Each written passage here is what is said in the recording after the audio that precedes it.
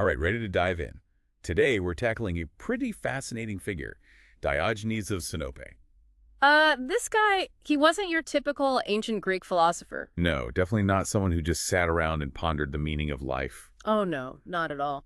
Diogenes, he was a revolutionary, lived his beliefs in a way that, well, let's just say it would probably make even the most hardcore minimalist raise an eyebrow. Yeah, living in a giant ceramic jar, that's not exactly something you see every day. Yeah, that's Diogenes for you. But the thing is, his ideas, they weren't just about being out there, eccentric. Right, right. So what's the big takeaway for us today? Why are we talking about a guy who lived thousands of years ago? Because his ideas about rejecting norms, embracing simplicity, finding true freedom, they're shockingly relevant today. More than ever, I'd say. Okay, I'm intrigued. But before we get too deep, let's set the stage. Who exactly was Diogenes? He was a central figure in the school of Cynicism, famous for his, well, let's just say his unconventional ways. Unconventional is putting it mildly, I think. We're talking about the guy who supposedly walked around Athens barefoot, wearing rags, and basically rejecting everything society valued, right? Yeah, pretty much. Think sharp wit, a total disregard for material possessions, and a real knack for challenging the status quo. He saw right through it all. So why would he do that? Was he just trying to get a rise out of people? Be provocative for the sake of it? No, not at all. Diogenes believed that society was obsessed with the wrong things: wealth, status, appearances, all that superficial stuff. And he wanted to expose how artificial those social conventions really were. I mean, I get it. It's easy to get caught up in all that, even today. Oh, absolutely. And he wanted to shake people out of that, wake them up, show them there's a better way to live. So how did he get his message across? Because I'm guessing just telling people to reject wealth and status probably wouldn't have been a very effective strategy. You're right. He was a master of making a statement. There's this amazing story. It's thought that he actually defaced the currency in his hometown, Sinope. And this act, it's believed to have led to his exile. Defacing currency. Like, was he just drawing on coins? Well, think of it more like a symbolic act, By defacing the currency, he was challenging the whole foundation of the economic system, questioning the value people place on money itself. So it wasn't just about money, it was about the whole system built around it. Exactly. Like he was saying, this piece of metal, it doesn't define you. True value lies in something much, much deeper. Wow, that's a powerful message. And, it makes me think about our own relationship with money today, how much it drives our decisions and values. Absolutely. Okay, so we're starting to understand why Diogenes chose to live in, well, a ceramic jar. Mm-hmm. But let's talk about cynicism for a second, because, the word cynic today has kind of a negative connotation, right? It makes you think of someone who's just pessimistic and negative about everything. Yeah, I see what you mean. The modern idea of cynicism, it's very different from what Diogenes and his fellow cynics believed in. So for them, what did cynicism actually mean? It was a philosophy, really, a way of life focused on radical simplicity and virtue, stripping away everything unnecessary, living in harmony with nature, and above all, being true to yourself, even if that meant going against the grain of society. So less about doom and gloom and more about intentional living ancient Greek style. You got it. It was about rejecting material excess and finding true freedom from all the things that society tells you need to be happy, kind of like ancient minimalism, but with a philosophical edge. Okay, I like where this is going. So how did this philosophy play out in Diogenes' actual life? Because I'm guessing it wasn't all just sitting around in a jar contemplating the universe. Oh, no, definitely not. He was far from passive. There are all these incredible stories about Diogenes. Oh, like that one where he's walking around Athens in broad daylight with a lantern. What was up with that? Ah, yes, the famous honest man story. Just picture it. Diogenes, middle of the day, bustling marketplace, holding up a lantern, peering into people's faces. Yeah, I can see it now. And when people ask him, what are you doing? He replies, I'm looking for an honest man. Talk about a statement. But was he seriously looking for an honest person? Or was there, like, a deeper meaning behind it? That's the brilliance of Diogenes. He used these, seemingly outlandish actions to make people really question their own values, their own behavior. Like he was shining a light, literally, on the hypocrisy he saw all around him. Forcing people to confront some uncomfortable truths about themselves and their society. Exactly. He was a master of irony and satire. Like, Oh, you think you're so civilized? Let me show you what true honesty actually looks like. He was a walking, talking provocation. Some people were probably amused, some were probably outraged, but you can bet that no one could ignore him. And that was the point, right? To Yeah. shake people out of their complacency, make them think. Exactly. He wanted to get people thinking, critically, about everything. He even took on, well, you could say, the most powerful man in the world at the time. Oh, really? Who are we talking about here? Julius Caesar? Even bigger, Yeah. Alexander the Great. Oh, way. Diogenes tangled with Alexander the Great.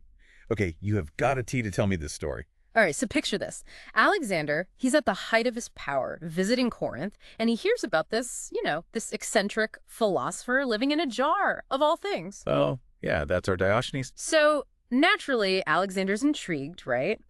He decides he has to meet this guy. I can just imagine. So he goes to find Diogenes, who's, of course, what is he doing? Basking in the sunlight. Figures? And Alexander, well, he's known for being supposedly a pretty magnanimous ruler. So he stands over Diogenes, makes him this grand offer. Anything he wants, anything in the world, power, wealth, you name it. So what Diogenes say? Make me the emperor of Rome. I want a palace made of diamonds. Nope. Diogenes, he just looks up at Alexander and says, stand out of my sunlight. He really said that. Wow. That's, I don't know, kind of a boss move, right? I mean, what was he even getting at? That's what's so brilliant about it. It's open to so many interpretations. Was he just, stating a simple need, like, hey, sunlight's important, man? Or was it a subtle dig at Alexander, implying that all his power, all his glory, it was ultimately meaningless, like less important than the sun? I bet Alexander was totally thrown off guard. Actually, legend has it that Alexander was impressed. He supposedly said, if I were not Alexander, I would wish to be Diogenes. Wow. It's like they represented two completely opposite ways of being in the world, right?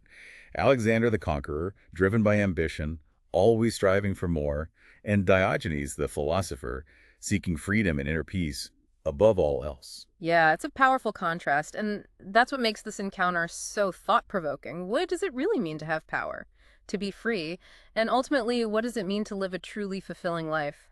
Deep questions, man.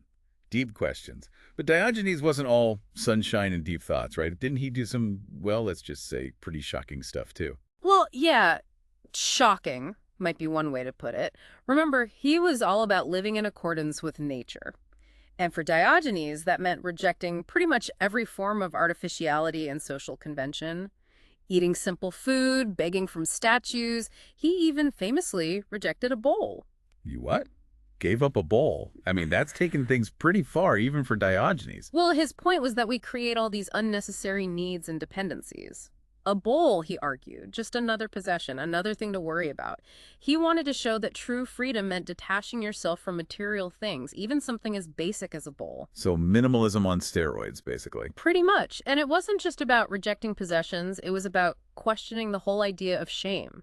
Diogenes would often do things in public that were considered totally taboo. Like what? Give me an example. Well, for instance, eating in the marketplace. Or, and this one's pretty out there, urinating on people who insulted him. He peed on people. Seriously. Yep.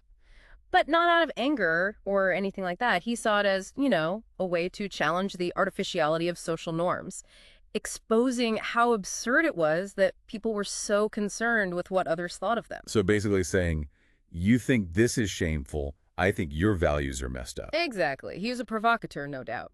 But there was always a method to his madness, you could say. He definitely got people's attention, that's for sure. So it was about more than just being shocking. He wanted people to really examine their beliefs, their behaviors. Absolutely. Don't just blindly follow the crowd, he seemed to be saying. Question everything. And in a world where we're constantly told what to buy, how to look, how to act, that message feels, well, incredibly timely. So wealth, status, shame. What else did Diogenes challenge? Anything else on his list? Oh, he didn't stop there.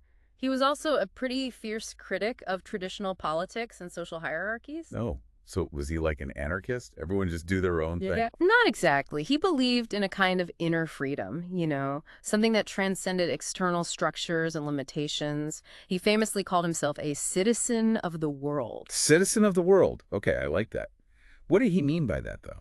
It was about recognizing the interconnectedness of all humanity, going beyond all those artificial boundaries that divide us, nationality, social status, all that. We all share a common humanity. He was advocating for a sense of global citizenship centuries before it became a trendy phrase. Wow, it's amazing how relevant that idea still is today, Yeah. especially in our increasingly globalized world. It's like he's saying, hey, we're all in this together. Exactly. And this whole idea of global citizenship, it was closely tied to his belief in self-governance.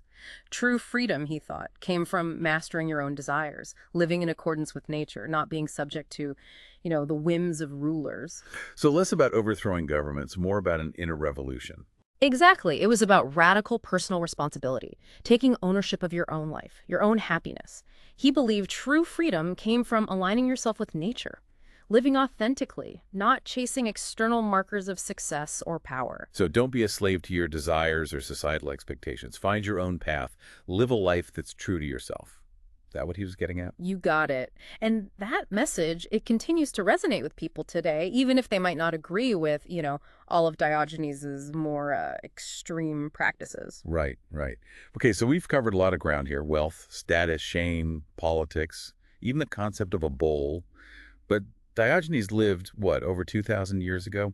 Why should we care about him today? What's his lasting impact? It's a great question. And to answer it, we have to look at, well, even his death was unconventional. Really? How so? Some say he died from eating a raw octopus. Others say he held his breath, just decided he was done with life. He held his breath until he died. Come on, is that even possible? Well, it's hard to know for sure. The stories about his death, like many aspects of his life, they're wrapped in legend and, a bit of irony.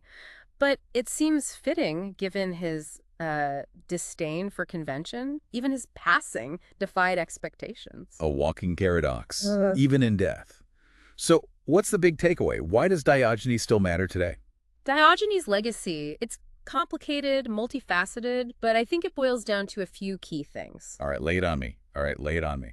Well, first, he reminds us that there's always another way to live, He challenged the status quo, showed us it's possible to have a meaningful life, even outside of all those societal expectations. Especially in a world that, well, sometimes feels like it's all about fitting in, conforming. Exactly. And second, Diogenes, he was all about simplicity, self-sufficiency. He showed that real happiness, it doesn't come from, all the stuff, all the possessions, not from what other people think of you, it comes from within. It's like a powerful counter message to that whole more is better mentality. Yeah, absolutely. And finally, Diogenes, he really embodied that spirit of, critical thinking, intellectual honesty.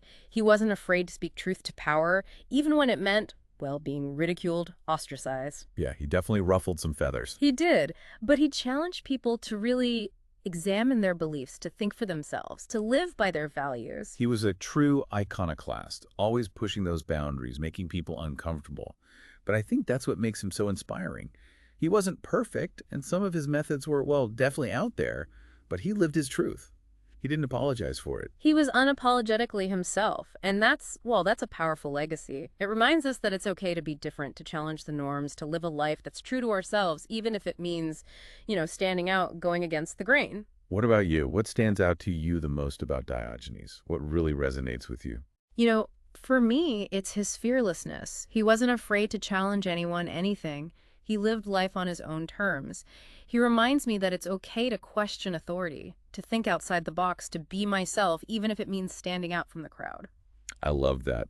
For me, I think it's his commitment to, living simply and finding joy in the everyday. He reminds me that true happiness doesn't come from stuff or achievements, but from appreciating the simple things in life. Like sunlight. Exactly.